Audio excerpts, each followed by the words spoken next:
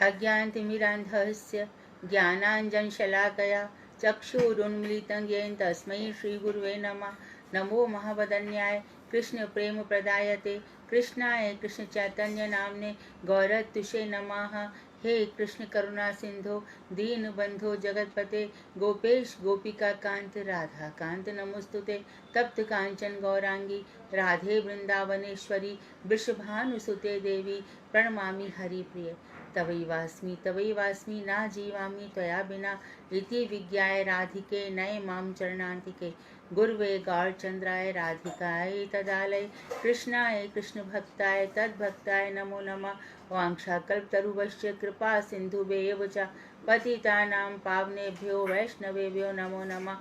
श्री कृष्ण चैतन्य प्रभु नित्यानंद श्री अद्वैत गदाधर श्रीवासादि श्री गौर भक्त वृंद। हरे कृष्ण कृष्ण कृष्ण हरे हरे, हरे राम राम राम हरे हरे।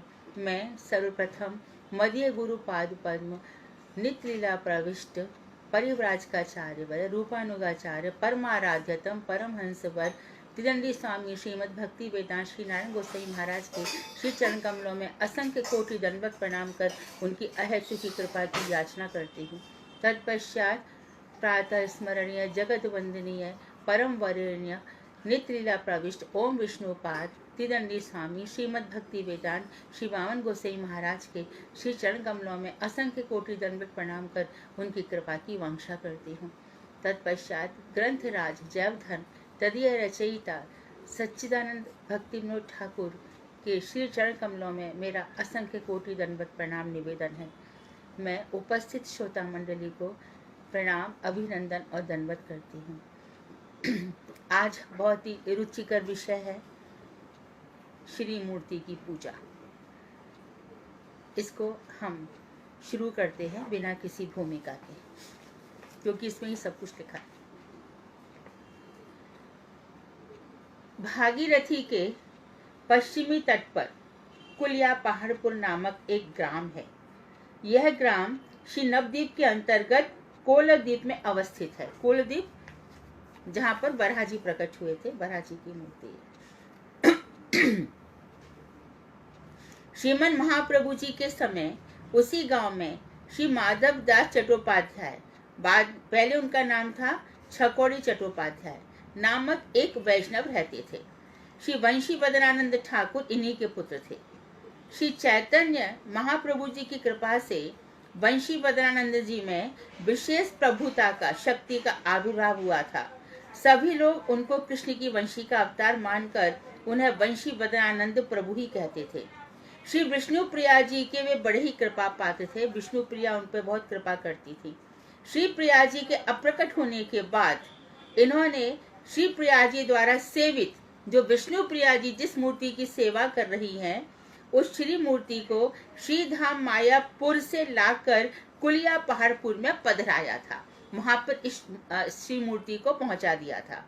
तब से कुछ दिनों तक तो इस श्री मूर्ति की सेवा उनके वंशज करते ही रहे, किंतु जब ये लोग श्री जानवी माता की कृपा पाकर कुलिया पहाड़पुर से श्रीपाठ बाजनापाड़ा चले गए, तब आरंचवासी सेवायतों ने श्री मूर्ति को कुलिया में ही रखकर सेवा करना आरंभ कर दिया।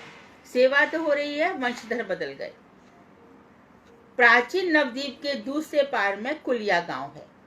प्राचीन नवद्वीप है ना, ध्यान रखेंगे। कुलिया में चिनाडांका आदि अनेक प्रसिद्ध पल्लियां थी।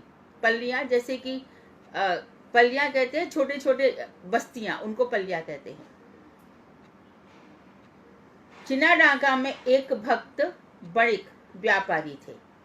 उन्होंने कुलिया पहाड़पुर के मंदिर में एक बार एक पारमार्थिक महोत्सव किया। उस उत्सव में बहुत से ब्राह्मण पंडितों और 16 कोस नवद्वीप के अंतर्गत सारे वैष्णवों को बुलाया गया। महोत्सव के दिन चारों ओर से वैष्णवगण आए। नरसिंहपल्ली, वहां से श्री अनंतदास आदि, मायापुर से श्री गोराचांद दास बाबा जी और श्री बिल्व पुष्करणी से श्री नारायण दास बाबा जी इत्यादि, श्री मोद्रुम द्वीप के प्रसिद्ध नरहरिदास, श्री गोद्रुम से श्री परमहंस बाबा जी और श्री वैष्णव दास तथा श्री समुद्रगढ़ से श्री शशि नंदन दास आदि वैष्णव पधारे। सबके मस्तक पर ऊर्ध्व पुंड तिलक जो हम लोग लगाते हैं। मायावती कौन सा लगाते हैं? त्रिपुंड। और त्रिपुंड वालों को वैष्णवगण फॉलो नहीं करते। और दूसरी चीज ये है कि त्रिपुंड धारण करते भी हैं और नास्तिक निराकार भी करते हैं। और वही लोग, ये लोग फिर श्रीमद् भागवत की कथा भी सुनाते हैं पैसों के लिए। देख लो जितने भी गिरी हैं वो सब भागवत सुना रहे होंगे, चाहे वो अवधेशानंद गिरी हो या कोई भी, सब भागवत सुनाते हैं। सबके ललाट पर ऊर्ध्व पिंड तिलक, गले में तुलसी की माला और समस्त अंगों पर श्री गौर नित्यानंद की मुद्रा शोभा पा रही थी। सबके हाथों में श्री हरि नाम की माला थी।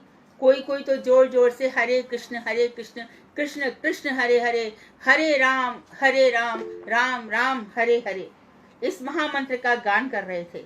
कोई कोई मृदंग और करताल के साथ संकीर्तन करते हुए चले आ रहे थे। कोई कोई श्री कृष्ण चैतन्य प्रभु नित्यानंद श्री अद्वैत गदाधर शिवास आदि गौर भक्त वृंद कीर्तन करते हुए नाचते नाचते चले आ रहे थे। अनेकों की आंखों से आंसुओं की धाराएं उमड़ रही थी। किसी किसी के अंग में रोमांच आ रहा था। कोई कोई बहुत ही कातर होकर क्रंदन कर रहा था और क्या कह रहे थे रोते रोते, हा गौर किशोर, हा गौर निताई, तुम्हारे नवदीप की नित्य लीला का दर्शन अब कब होगा। महाप्रभु जी भी ऐसे ही रोते थे, कहाँ जाऊं कहाँ पाऊं, कहाँ जाऊं कहाँ पाऊं, जो मेरे प्राणनाथ है, अरे प्राणनाथ तुम काशी काशी महाभुज। गोपियां भी भगवान के लिए ऐसी पुकारती थी, तुम कहाँ हो कहाँ हो। भगवान श्री कृष्ण जब रास मंडल से निकल गए, क्यों, हर गोपी को यह महसूस होने लगा कि श्री कृष्ण उसके ही साथ है। तो भगवान ने कहा गर्व तो मुझे सहन ही नहीं होता भाई। तो सब गोपियां गर्विता हो रही हैं।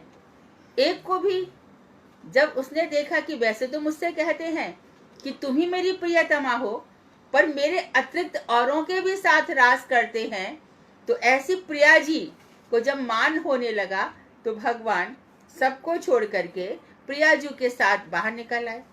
बाहर निकल के उनसे चला नहीं जा रहा था। तो चलते चलते बोली कि कृष्ण अब मुझसे और नहीं चला जाता, तुम अपने कंधों पर मुझे वहन करो।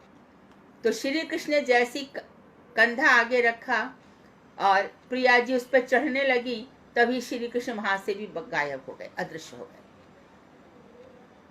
प्रिया जी अच्छी सी पड़ी रह गई।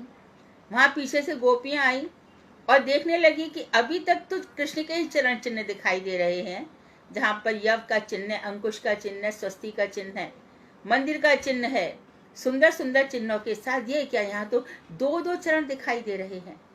यानी यहाँ से उन्होंने अपनी प्रिया को साथ लिया और फिर आगे देख रहे हैं कि चरण धसे हुए दिखाई दे रहे हैं। तो इसका मतलब उन्होंने प्रिया जी को कंधा पे उठाया होगा।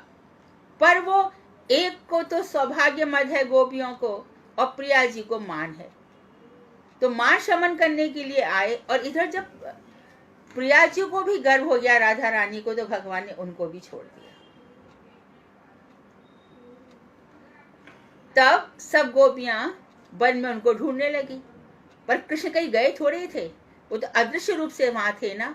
तो जहां जहां जाते कृष्ण दिखाई नहीं देते। तो गोपियों ने सोचा कि हम जहां जहां जाएंगे वहां ये छुपने ही वाले हैं। इसलिए सब कहां पर आ गई, यमुना नदी के किनारे, और गोपी गीत गाने लगी। गोपी गीत में उन्होंने सबसे बड़ी बात तो यही कही थी कि जब से कृष्ण आए हैं तब से लक्ष्मी जी ने वैकुंठ छोड़ दिया है और वो यहाँ पर वास करती हैं। कैसी बात है, वैकुंठ में सब लोग लक्ष्मी जी की सेवा करते हैं और यहाँ पर लक्ष्मी कृष्ण की सेवा करने चली आई है। तो सौभाग्य का भाव है, ये सब जो भाव है, ये जो अभिमान है, तो वहां पर जो प्रिया जी का जो विरह गीत है, पूरे ब्रह्मांड में एक भी साहित्य ऐसा नहीं है जहां गोपी गीत जैसा कुछ हो। एक लाइन भी गोपी गीत की कहीं मिलती नहीं।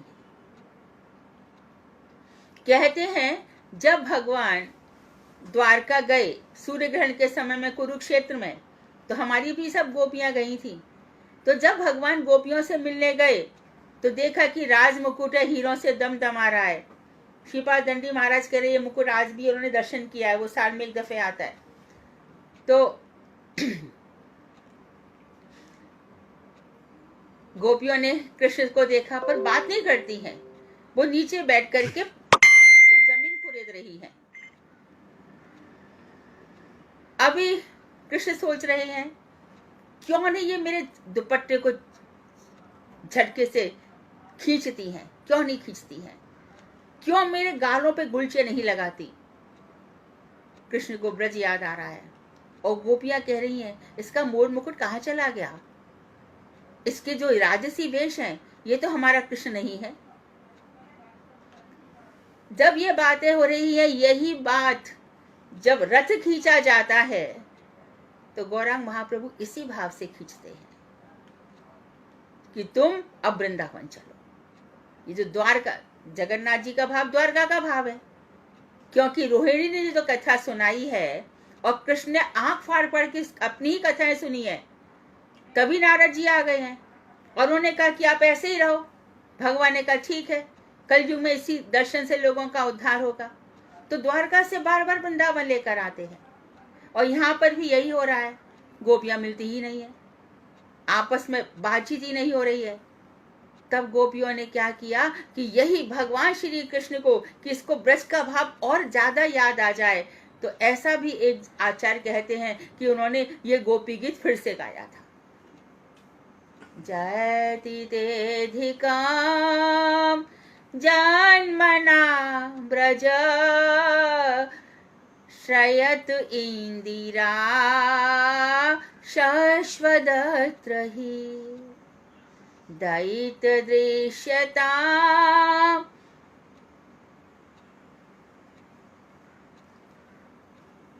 तो गोपी गीत गाया उन्होंने और गाकर के जो भगवान श्री कृष्ण को भाव उमड़ कर आए तब उनका मिलन हुआ। इसी कुरुक्षेत्र में ये लीला हुई थी जब रुक्मणी जी कह रही हैं आप कहाँ चले जाते हो, किसके चिंतन में रहते हो, तो मेरी राधा भी सोई नहीं है। तो रुक्मणी जी ने जब वहां पे देखा जाकर के कि अरे इतनी सुंदर है ये, इतनी कोमलांगी है, तप्त कांचन है, अब मैं समझ में आ रहा है कि क्यों कृष्ण इनकी याद में हमेशा रहते हैं। मेरी राधा को खीर बहुत अच्छी लगती है। आपको बताऊं एक बात, मठों में खीर बनाई जाती है, मठों में खीर बनाई जाती है। खीर जो व्यंजन है ना, ये बहुत नरिशमेंट देने वाला है। क्यों? दूध उसमें पक जाता है, गाढ़ा हो जाता है। अभी आजकल का दूध कैसा होता है इसलिए इस बात को नहीं कहा जा सकता, लेकिन इस खीर से शरीर को पोषण मिलता है।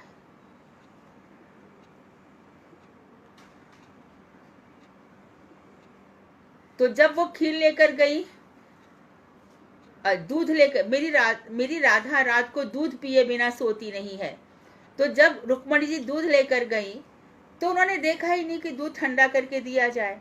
और जब रुक्मणी जी ने कहा हे राधे, कृष्ण यह दूध तुम्हें भेजा है, तो राधा जी ने वो दूध कृष्ण का नाम सुनते ही पी लिया। खैर पी लिया, रुक्मणी चली आई, भगवान श्री कृष्ण के चरण देखे तो उसमें फफोले पड़ गए थे।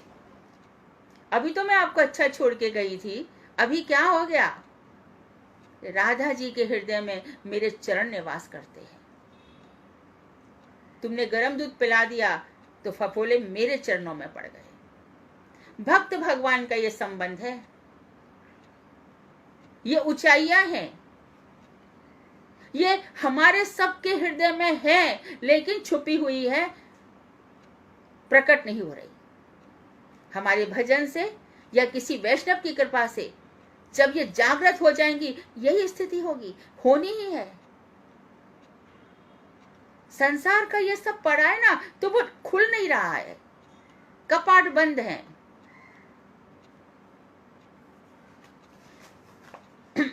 तो अभी हम मूर्तियों पर आ रहे हैं। अनेकों की आंखों से आंसुओं की धारा बह रही है। हा गौर, हा निताई, हे राधे, हे कृष्ण। अच्छा, तुम्हारे नवदीप की नित्य लीला का दर्शन अब कब होगा? कोई कोई वैष्णव मृदंग आदि वाद्यों के साथ नाम गान करते करते चले आ रहे थे। कुलिया की सुंदरियां वैष्णवों के परम उच्च भाव का दर्शन कर अपने भाग्य की प्रशंसा कर रही थी। इस प्रकार चलते चलते जब वैष्णव वृंद श्रीमन महाप्रभु के नाट्य मंदिर में, नाट्य मंदिर जहाँ भगवान का विग्रह रखा रहता है, उस हॉल को नाट्य मंदिर कहते हैं, उपस्थित हुए तो जो भक्त वणिक थे, जो बनिया भक्त थे, अपने गले में वस्त्र डालकर वैष्णवों के चरणों में गिरकर तरह तरह से दीनता प्रकट करने लगे। तो आपने देखा होगा कि ऐसे गले में ये डाल देते हैं वस्त्र, और फिर उन्होंने ऐसे प्रकट किया कि सब कुछ हमारा आपके चरणों में निवेदन है। वैष्णवों के नाट्य मंदिर में बैठ जाने पर मंदिर के जो सेवक थे, उनके गले में भगवान की प्रसादी माला पहनाई गई। उसके बाद श्री चैतन्य मंगल का कीर्तन होने लगा। चैतन्य मंगल एक और ग्रंथ है, ये कोई कहता है इसको लोकनाथ गोस्वामी या श्रीनिवासाचार्य ने लिखा है, मुझे ठीक से याद नहीं है, पर चैतन्य मंगल एक और ग्रंथ है। उसका कीर्तन होने लगा। श्री चैतन्य देव की अमृतमयी लीलाओं को सुनकर वैष्णवों में नाना प्रकार के सात्विक भाव प्रकट होने लगे। तो महाप्रभु जी की लीलाओं को सुनकर के वैष्णवों में सात्विक भाव आए। महाप्रभु जी का है तो भाई, क्योंकि वो आए क्यों हैं? खाली रसास्वादन करने ही तो आए हैं। उन्होंने और तो कुछ किया ही नहीं। दया करी है, उदारता दिखाई है कि नाम रटते जाओ और अपनी नैया जीवन की पार लगा लो। यही तो महाप्रभु जी कहने आए थे। इसलिए महाप्रभु जी के पीछे स्वाभाविक रूप से ही प्रेम हो जाता है, और कृष्ण का जो औदार्य भाव है और निखर कर आता है। पर ब्रह्म है, वो सनातन पुरुष हैं, वो आदि पुरुष हैं, वो सच्चिदानंद विग्रह हैं, उनको पाना बहुत मुश्किल है। इन सब बातों से तो जब हम ये कहते हैं कि वो गौरांग महाप्रभु बनकर आए और उनकी भी कुछ इच्छाएं हैं, तो हमें क्या होता है, महाप्रभु जी के प्रति और ज्यादा अट्रैक्शन होता है।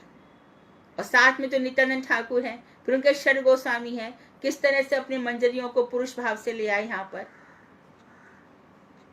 जरा इसको इस तरफ कर लेना, जरा मेरे सिर पर आ रहा है। तो श्री चैतन्य देव की अमृतमयी लीलाओं का श्रवण कर वैष्णवों में नाना प्रकार के सात्विक भाव प्रकट होने लगे। जिस समय वे लोग इस प्रकार प्रेमानंद में विभोर हो रहे थे, एक द्वारपाल आया, अधिकारियों को सूचना दी कि सात साई का परगना के प्रधान मौलवी साहब दल बल के साथ मंडप के बाहर आकर बैठे हैं। वे वैष्णव पंडितों के साथ कुछ बातचीत करना चाहते हैं। तो हम देख रहे हैं कि हर कोई आता है वैष्णवों के पास और एक एक प्रसंग उठाता है। तो आज हमारा प्रसंग उठ रहा है मूर्तियों के विषय में। वे अधिकारियों ने समागत पंडित बाबाजी मंडली में मौलवी साहब के आगमन और उनकी इच्छा बताई। ऐसा सुनते ही वैष्णव मंडली में रस भंग हो जाने के कारण कुछ विषाद छा गया कि सब नाम संकीर्तन कर रहे थे, ये पता नहीं मौलवी क्या बातें करेगा, रस में भंग हो गया। मौलवी साहब का अभिप्राय क्या है? मध्यद्वीप के कृष्णदास बाबा जी ने अधिकारियों से पूछा, क्यों आए हैं, क्या कहना चाहते हैं, क्या बात करना चाहते हैं? तो मौलवी साहब पंडित वैष्णवों के साथ पारमार्थिक विषय पर बातचीत करना चाहते हैं। पारमार्थिक विषय पर, आध्यात्मिक विषय पारमार्थिक है ना। मौलवी साहब मुसलमानों में बड़े भारी पंडित माने जाते हैं, जिनको हमारे यहाँ पर संत कहते हैं। मुस्लिम समाज में उनको मौलवी कहा जाता है। जो हमारे यहाँ पंडित है उनके यहाँ काजी है। इसी तरह से रहता है। तथा दूसरे धर्मों के प्रति उनके हृदय में ईर्ष्या और द्वेष की भावना नहीं है। उनके दूसरे धर्मों के प्रति ईर्ष्या नहीं रखना है, नहीं तो वैष्णव अपराध होगा। क्योंकि सबके अंदर भगवान है। कोई ऊपर से कुछ भी ना माने या ना माने, है तो वो विष्णु का बनाया हुआ ना। हर जीव विष्णु का है। हर जीव में वही पंच महाभूत और सूक्ष्म शरीर, चित्त, बुद्धि, मन, अहंकार, इंद्रियां, वो सब में ही है। सभी विष्णु के द्वारा सबको शेप किया गया है। तो ईर्ष्या द्वेष की तनिक भी भावना नहीं है। दिल्ली के सम्राट के दरबार में उनका बड़ा सम्मान है। हमारी प्रार्थना है कि 2-4 पंडित वैष्णव उनके साथ शास्त्रार्थ करें, क्योंकि इसमें पवित्र वैष्णव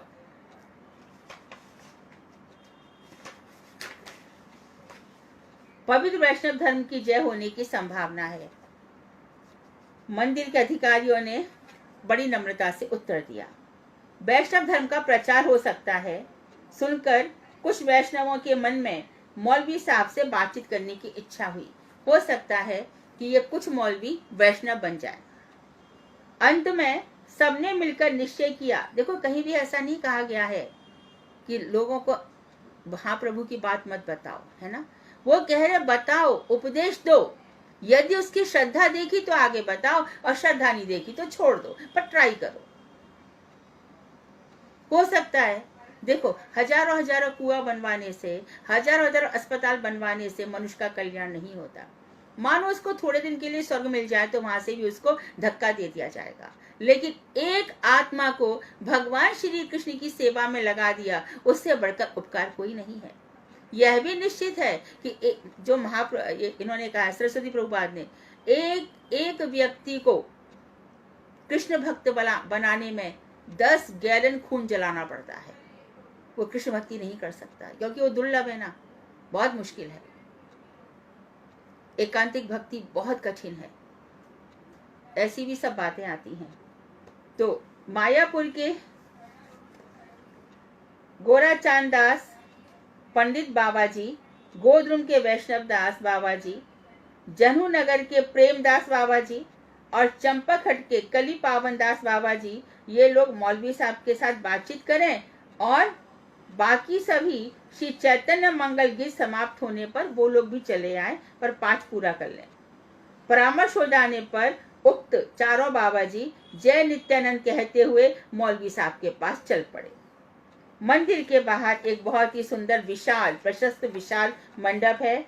एक बहुत बड़ा पीपल का पेड़ है। इसी की घनी और शीतल छाया में मौलवी साहब अपनी पार्टी के साथ बैठे थे। वैष्णवों को आते देखकर वे सभी लोग उठ खड़े हुए और उनकी अभ्यर्थना कर सबको सम्मान के साथ बिठाया। वैष्णव सबको कृष्ण का दास जानकर हृदय में विराजमान वासुदेव को दंडवत कर एक अलग आसन पर बैठ गए। तो अपमान किया क्या? नमस्ते, आपको नमस्कार है।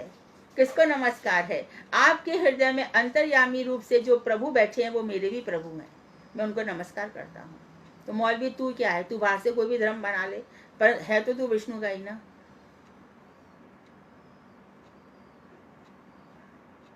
इसलिए प्रणाम है, दंडवत प्रणाम भी किया। किसको किया? मौलवी के बाहरी शरीर को नहीं किया, मौलवी के शरीर में जो विष्णु विराजमान है उनको किया। कोई दिक्कत नहीं है।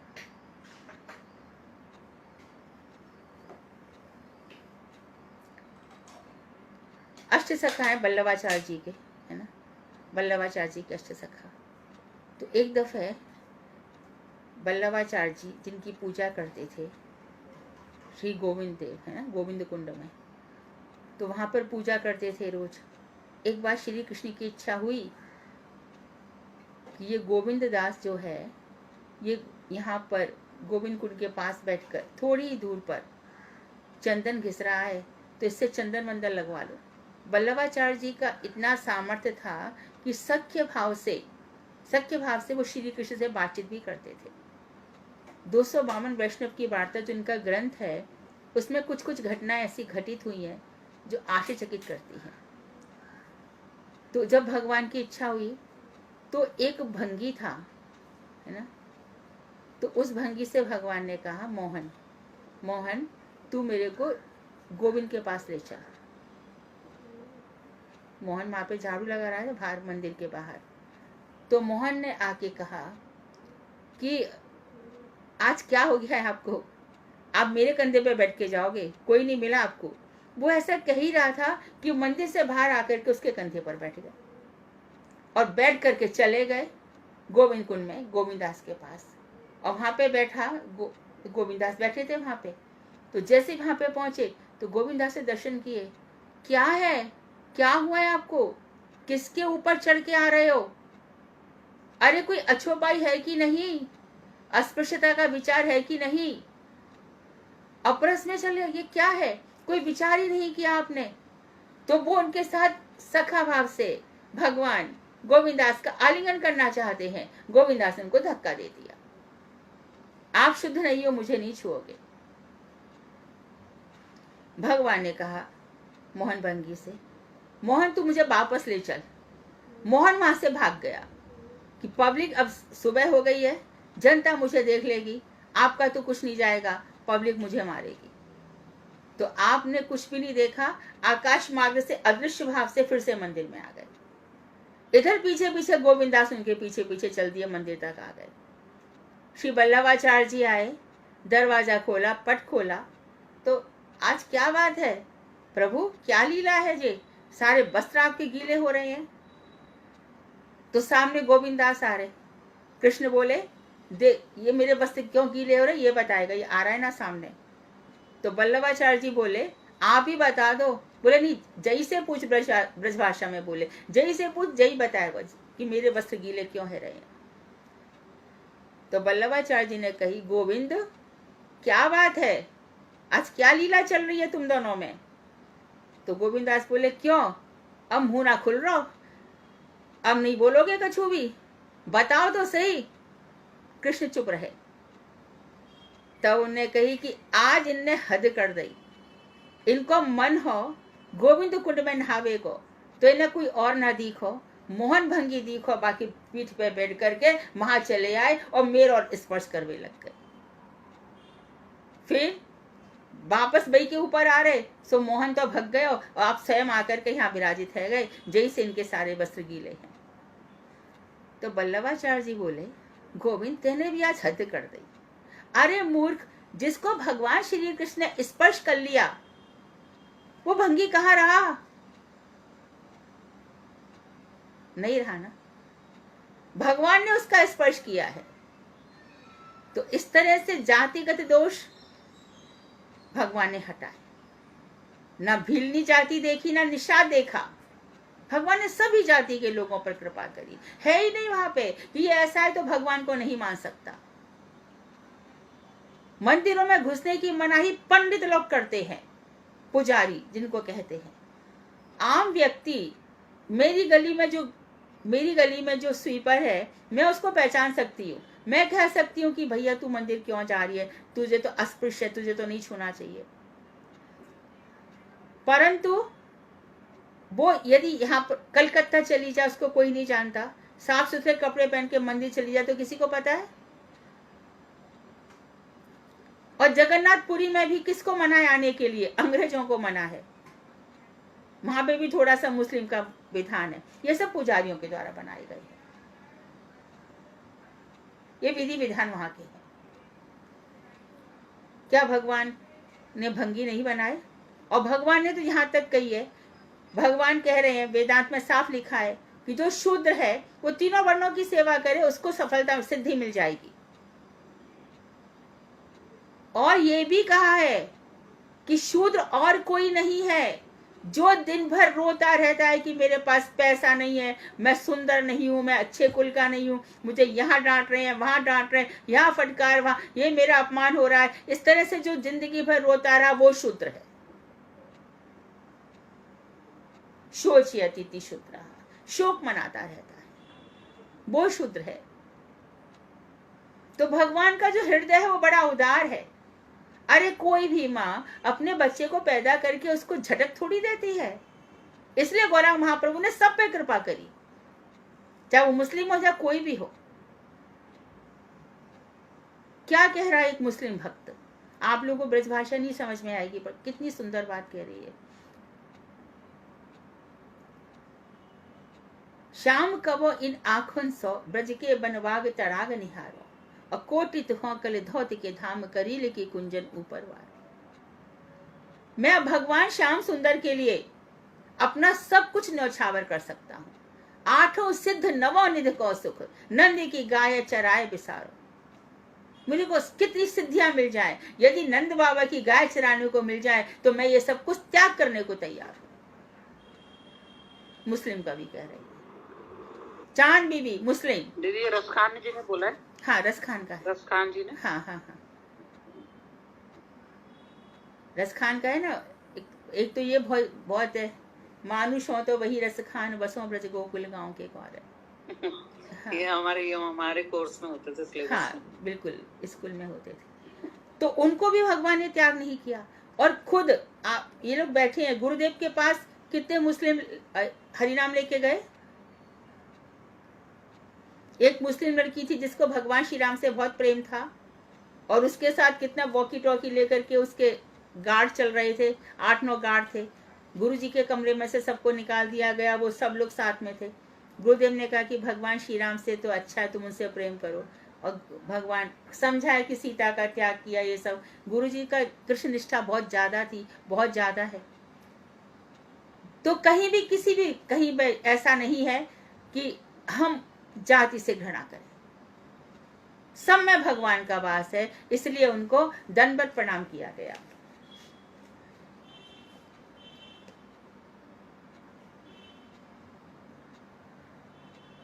उस समय एक अपूर्व शोभा हुई। एक और श्वेत दाढ़ियों से युक्त 50 मुसलमान पंडित सज धज कर बैठे हैं। सबकी सफेद दाढ़ियां हैं। उनके पीछे कुछ सुसज्जित घोड़े बंधे हुए हैं। दूसरी ओर दिव्य दर्शनधारी 4 वैष्णव विनित भाव से बैठे हैं। उन्होंने क्या कहा, जो वैष्णव हैं उनके दर्शन कैसे डिवाइन, तेज निकल रहा है। देखो ब्रह्म तेज छिपता नहीं है। सूर्य का तेज कौन छिपा सकता है? बादल आ जाएंगे, मैं सूर्य को देख रही हूं, थोड़े बादल आ गए तो सूर्य का तेज कम नहीं होता। तो कभी कभी तेज छुप सकता है, लेकिन ब्रह्म का जो तेज है वो छुप ही नहीं सकता। गुरुजी कितने भी अस्वस्थ लीला कर रहे थे, तेज छुपा क्या? बाण गोसाई महाराज कितनी भी अस्वस्थ लीला करें, जो उनसे किरणें निकलती थी वो कहां छिपी? और इन्हीं असंख्य किरणों से, इन्हीं असंख्य तेज राशि जब हृदय में प्रवेश कर जाती है तो कोई जिए मरे, इस लोक से उस लोक जाए, उसकी गति कहीं रुक नहीं सकती, कोई रोक नहीं सकता। ब्राह्म काल ब्राह्म मुहूर्त में उठो, अपना भजन करो, कृष्ण राधा जी के साथ अपने आप को नौछावर कर दो। फिर देखो जीवन में क्या आता है। फिर ना तो कोई सास, ना नाम बाप, ना कोई रोक नहीं सकता, कोई कुछ नहीं कर सकता। चल पड़ो। ये बात वेदांत में पग पग पे बताई गई है। तो दूसरी ओर जो दिव्य दर्शन है, इनके पीछे बहुत से हिंदू अत्यंत उत्सुक होकर बैठे हैं, और बहुत से और भी आकर बैठते चले जा रहे हैं कि देखें आज इन लोगों में क्या बात होती है। पंडित गोराचांद ने पहले ही पूछा, महोदयगण, बड़े सम्मान के साथ कहा, आप लोगों ने हम अकिंचनों को क्यों बुलवाया है? अकिंचन कहा, अरे हम तो दीन है, अकिंचन क्यों है? हम बस कृष्ण के भक्त हैं, संसार में हमारा कुछ नहीं है। सबसे बड़े जो सब कुछ भूरिदा सब कुछ देने वाले हैं वैष्णव, अपने आप को क्या मानते हैं? निष्किंचन अकिंचन। मैं अकिंचन आपके लिए क्या करूं? तो मौलवी बदरुद्दीन साहब ने विनय के साथ उत्तर दिया, पहले आप हमारा सलाम ग्रहण करें, हम लोग आप लोगों से कुछ प्रश्न करना चाहते हैं। पंडित गोराचांद ने कहा, हम लोग क्या जानते हैं जो आपके पांडित्यपूर्ण प्रश्नों का उत्तर देंगे? आप तो बड़ी पंडिताई से भरे प्रश्न पूछेंगे। तो बदरुद्दीन साहब ने कुछ आगे बढ़कर कहा, हिंदू समाज में प्राचीन काल से देव देवियों की पूजा चली आ रही है। हम कुरान शरीफ जो हमारा ग्रंथ है उसमें देखते हैं कि अल्लाह 2 नहीं 1 है। यही हिंदू समाज का पतन इसी कारण हुआ है। हिंदू किसी का भी बन के नहीं रहा, एक ही घर में आपस में लड़ाई है। मैं शंकर जी का भक्त हूं, मैं गणपति का भक्त हूं, मैं इसको नहीं मानता, मैं उसको नहीं मानता। अरे वेद पढ़ाओ ना घर में, भागवत जी पढ़ाओ, हर घर में भागवत पढ़ाई जानी चाहिए, और बताया जाना चाहिए कि भगवान एक ही है। उसने बोल दिया ना, अल्लाह एक है। आपके यहाँ कितने सारे देवी देवता हैं। अच्छा, और क्या रखा उन्होंने दूसरा पॉइंट? और जो हमारे अल्लाह हैं वे निराकार हैं। अल्लाह इनका ज्योति स्वरूप माना जाता है। यदि किसी पूछो कि मुसलमान को कि यदि हम ये मान लें कि तुम्हें अल्लाह की प्राप्ति हो गई है, तो इसका चिन्ह क्या है? तो बता दे कि भैया नूर नामक एक बहुत बड़े मौलवी हुए हैं और उन्होंने ध्यान करना चाहा। ध्यान करते करते उन्होंने ब्रह्म ज्योति के ध्यान किया और बस एक पेड़ के नीचे बैठे थे, उन्होंने देखा एक ज्योति जिसके अंदर बहुत करोड़ों सूर्यों की चमक है, वो प्रकट हो गई और उसे देखती वो मूर्छित हो गए। निराकार का दर्शन है ना। तो शंकराचार्य वाले भी थोड़े इधर से ही हो गए ना, लगभग ज्योति ज्योति चिल्लाते हुए।